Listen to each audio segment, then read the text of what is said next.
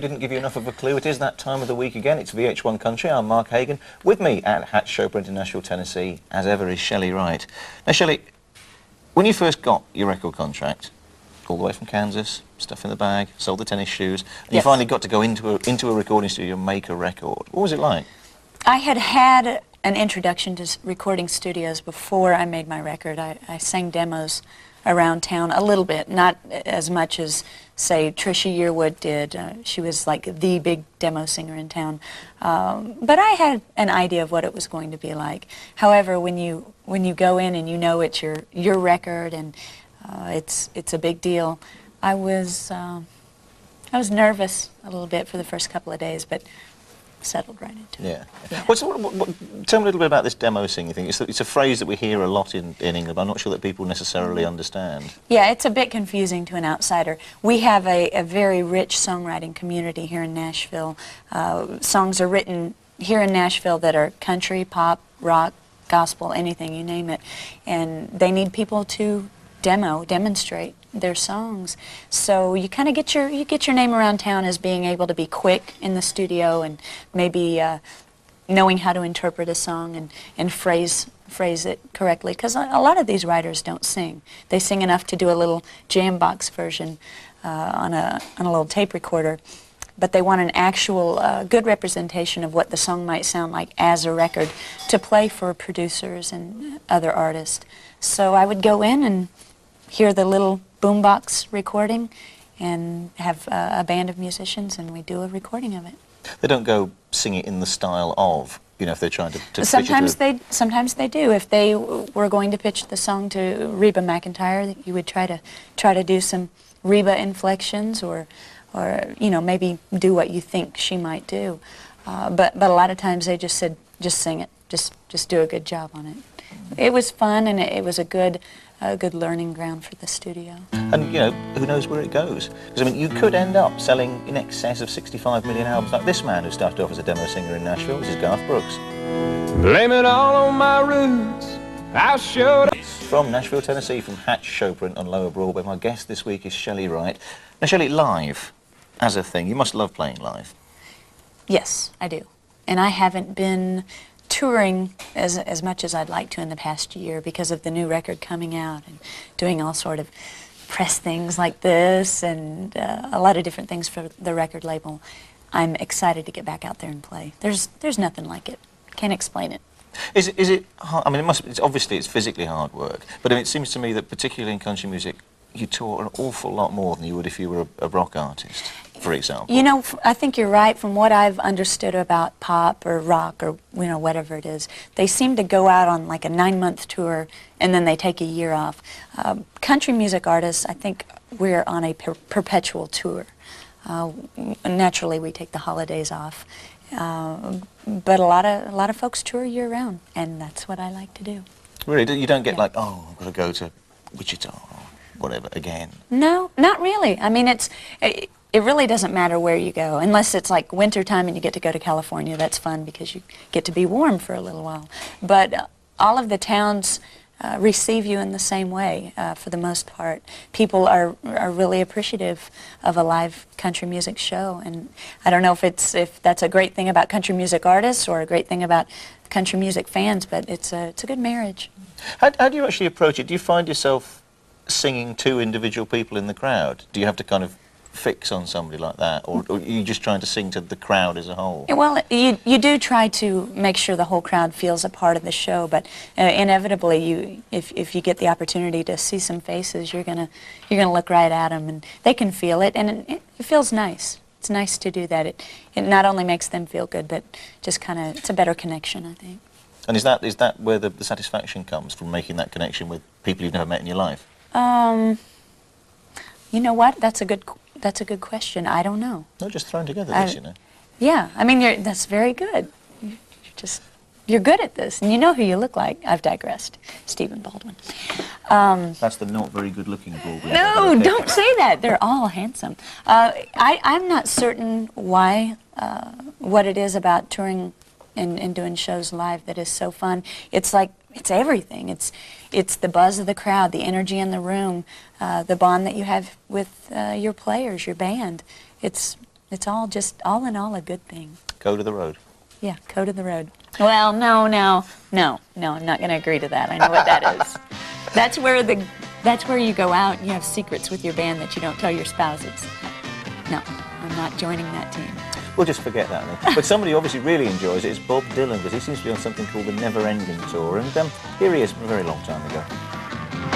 Mark Hagan and our guest for the month, Shelley Wright. Now, Shelley, if you had a choice, if you had to listen to one contemporary country artist, who would it be?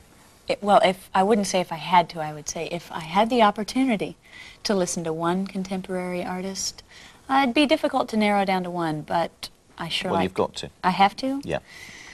I'm leaving. No, Patti Loveless. I love Patti Loveless. Who doesn't? What do you like about her? Well, I'll tell you, when I first moved to town, her records were first hitting, like Timber and Chains, and I don't know if you're familiar with those, but they quite impacted my view of new country music.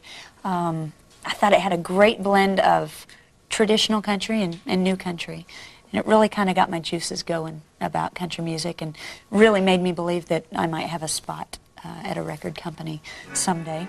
And she's really good, really a classy artist. Okay, let's see if it works for you guys at home. Here's Patti Loveless. Country, I'm Mark Hagan, this is Shelley Wright. We're going home soon, but before we do you just listen to country music? Oh, no. I listen to a lot of different kinds of music. What kind of stuff? Well, I was classically trained on piano when I was a young girl, so I like some classical music, some Baroque, jazz. I like it. I can't say I'm well versed on a lot of it, but I enjoy it. I was a trumpet player in school. I love bluegrass. I like good rap, good rock and roll, good gospel, good blues. Have you ever felt the sort of the urge to do some records like that, to move into some of those other areas? Heavens, no. I like it, but I'm best at country music, and that's where my passion lies, in performance and writing. That's what I'll do. I won't do that. So VH1 Country, I'm Mark Hagan, and I'm sitting at Hatch Showprint, America's oldest still functioning show poster printing shop. They do stuff like this, these sort of posters, but we don't need this particular one because we have Shelley Wright with us all this month. Yes, I'm staying. I'm camping out. Okay, seems fair. What was it like playing at the Opry? Oh, anytime you get to walk on the stage of the Grand Ole Opry, it's kind of a spiritual thing. It's great. Is it scary? Scary?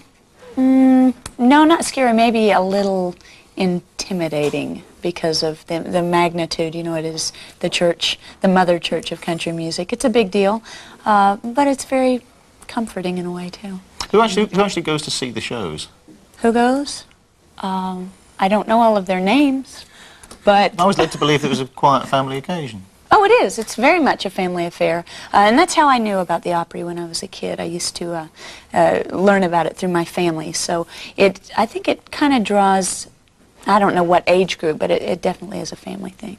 Is it really the big influence that we're told it is in Europe? You know, obviously we don't get it, we're not familiar with it.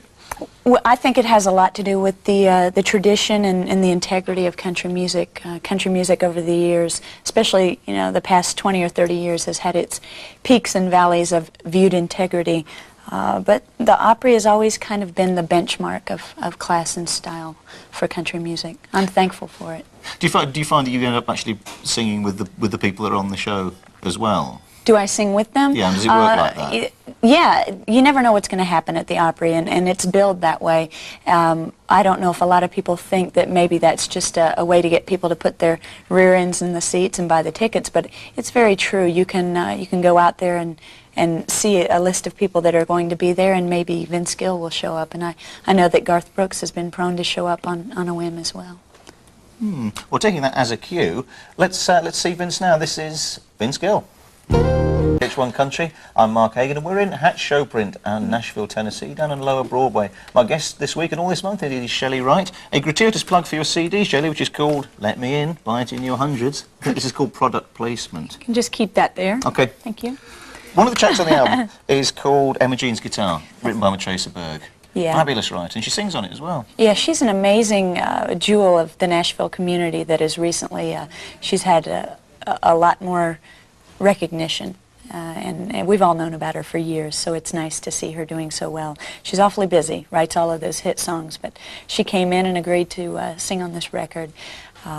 She put the neatest. Her sound, her voice is just so wise sounding. There's something about it. It's got a great earthy quality to it, and I really think she put a color on the record that no one else could have done. Wouldn't you rather keep her to yourself as a secret than have everybody else? Keep Matraca to myself? Yeah. Let's see, that's like bottling up a supernova. It can't be done. No, you're probably right. Well, let's see the proof of that particular pudding. Here is Matraca Berg. On Country, obviously enough, on VH1. I'm Mark Hagan. Our guest this week and this month is Shelley Wright. Shelley, the video we're going to see next is one of yours. Oh, goody. Yes. How is? Do you enjoy the process? Let's see, I should lie to you and say I love it, but we wouldn't believe you. You know what, videos, I think I've done 7 or 8 of them. You have to really get in the mindset of doing a video. It was strange at first, and it's getting easier and easier, and a lot has to do with having the comfort zone of the same people around each time you make the video. So it's getting better. Do you like to do that? Do you like to have the same director and the same... Oh, not necessarily the same director. I've only used the same director, I think, twice.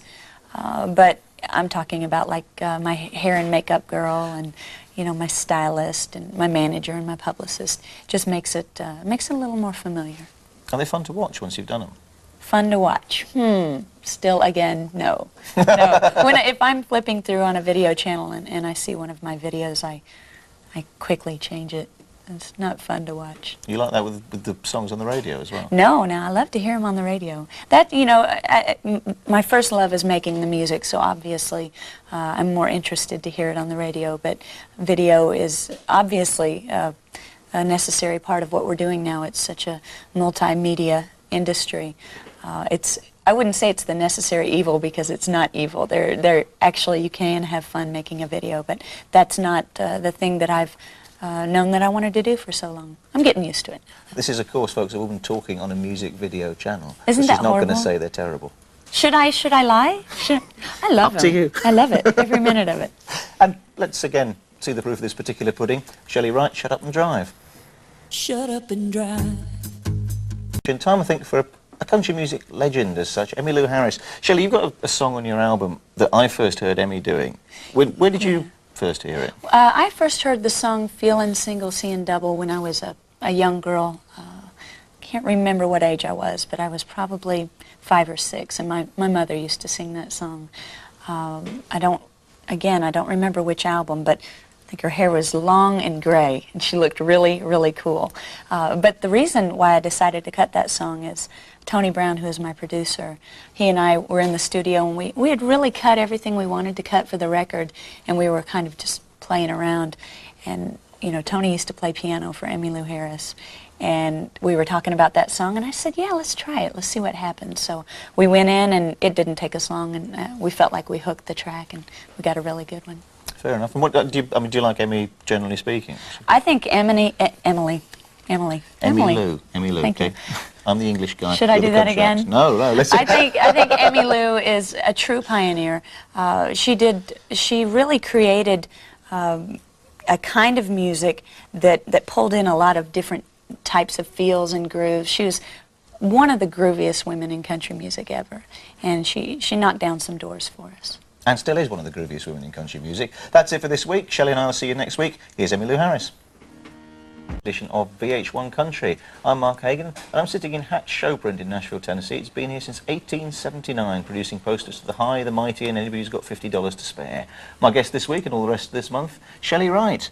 Shelley, do you come from a musical family? I do. Everyone in my family loves music, plays, sings, does something, listens to the radio well. It goes back about 4 generations, I guess. My great-grandmother, Melvina Dixon. Good name. Isn't that beautiful? She was lovely. She was a great piano player and an amazing fiddle player. The funny thing about it was she was a devout Christian and very rigid, except when she got on the fiddle, and she'd stomp the foot and saw the fiddle. It was a good way to grow up. They used to call that Satan's box, didn't they? Wasn't it? Fiddling was like not They on did. in those sort She of... would have come unglued had she known that. There was no card playing or no cursing or no beer drinking, but the music it was welcome in the home. So they didn't start saying when you said, I'd quite like to be a musician, they started going, oh, no sort of resistance in that level? Well, no, not really. I mean, everyone in my family, again, played, but I'm the only one, I guess, crazy enough to ever pursue it as a career. What kind of people were you listening to when you were growing up? Oh, I loved Buck Owens. I loved Loretta Lynn, Connie Smith, Wanda Jackson, Ferlin Husky, the traditional artists. You know, and I listened to Patsy Cline, like most young girls did, and I did sing all of her songs in my shows, but I was really kind of drawn to the more rockabilly, hillbilly music, and that's why Loretta Lynn kind of caught my ear. Well, let's backtrack a couple of influences there. Let's see something from Buck Owens. This is a song you'll know from the Beatles, more than likely. Buck Owens and Act Naturally. You're watching VH1 Country. I'm Mark Hagan. My guest this week is Shelley Wright. We're in Nashville in Tennessee. Shelley, is this your neck of the woods? You're not from here, are you? No, I grew up in a small town in Kansas, in the Midwest, right smack dab in the middle of the continent, called Wellsville, Kansas. Cool. You've never heard of it. Is it really like the Wizard of Oz?